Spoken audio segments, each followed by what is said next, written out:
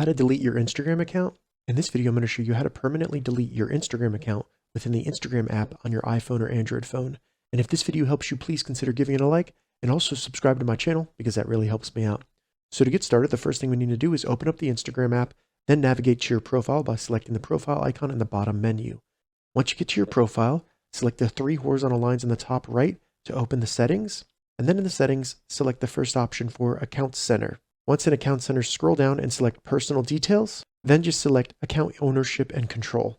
From here, select Deactivation or Deletion. Then select the Instagram account that you want to delete. Now all we need to do is make sure we select Delete Account so that it has a blue dot next to it.